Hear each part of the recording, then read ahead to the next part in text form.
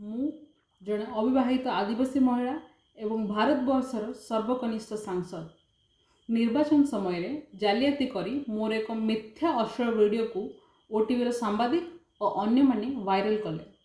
ତାଙ୍କର ଘୃଣ୍ୟ ଉଦ୍ଦେଶ୍ୟ ଥିଲା ମୋ ଭଳି ଜଣେ ଆଦିବାସୀ ଯୁବତୀକୁ ବଦନାମ କରିବା ଓ ମାନସିକ ତାଡ଼ନା ସହ ମୋତେ ଉତ୍ପୀଡ଼ିତ କରିବା।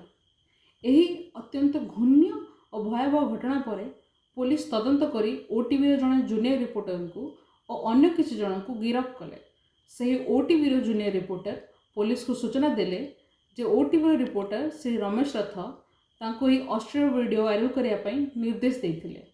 ଯେତେବେଳେ ପୁଲିସ ଏହି ରମେଶ ରଥଙ୍କୁ 2 ଦିନ ତଳେ ପଚରାଉଚରା କଲା ଏହି ଅପରାଧ ବାବଦରେ, ଓଟିଭିର ମାଲିକ ଓ ମାଲିକାଣୀ ଶ୍ରୀମତୀ ଜଗି ପଣ୍ଡା ଓ ଶ୍ରୀ ବୈଜୟନ୍ତ ପଣ୍ଡା ଶ୍ରୀ ରମେଶ ରଥଙ୍କୁ ବଞ୍ଚାଇବା ପାଇଁ ଆଗେଇ ଆସିଲେ ଏବଂ ମିଛ କହିଲେ ଯେ ପୁଲିସର ଏହି ପଚରାଉଚରା ଓଟିଭି ଓ ତାର ସାମ୍ବାଦିକଙ୍କ ବିରୁଦ୍ଧରେ ସରକାରଙ୍କ ଦ୍ୱାରା ଆକ୍ରମଣ।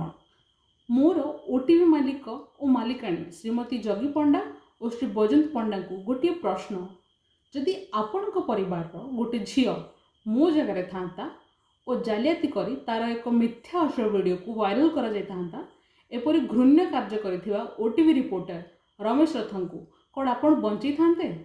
ଉଭୟ ଜଗି ପଣ୍ଡା ଓ ବୈଜୟନ୍ତ ପଣ୍ଡା ଦିଲ୍ଲୀରେ ସ୍ଥିତ ପ୍ରଭାବଶାଳୀ ବ୍ୟକ୍ତିମାନଙ୍କର ବନ୍ଧୁ।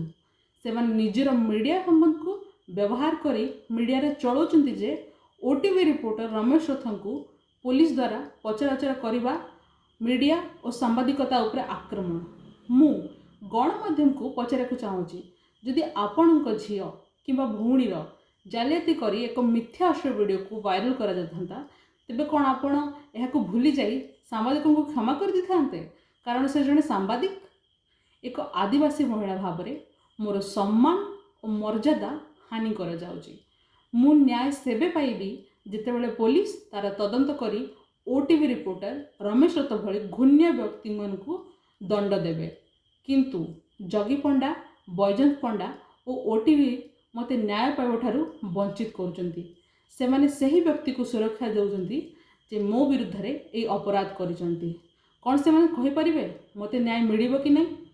ଯଦି ଆଜି ମୋତେ ଭାରତବର୍ଷର ସର୍ବକନିଷ୍ଠ ସାଂସଦ ଓ ଜଣେ ଆଦିବାସୀ ମହିଳା ହୋଇ ମଧ୍ୟ ନ୍ୟାୟ ପାଇଁ ଗୁହାରି କରିବାକୁ ପଡ଼ୁଛି କାରଣ ଓଟିଭି ନିଜର ମିଡ଼ିଆକୁ ଲଗାଇ ମୋର ସତ୍ୟକୁ ବିଭ୍ରାନ୍ତ କରିବାକୁ ଅପଚେଷ୍ଟା କରୁଛି, ତେବେ ଆପଣମାନେ ଭଲ ଭାବେ ଜାଣିପାରୁଥିବେ ଆଜି ଆମ ଦେଶରେ ମହିଳାମାନଙ୍କର ସ୍ଥିତି କ'ଣ।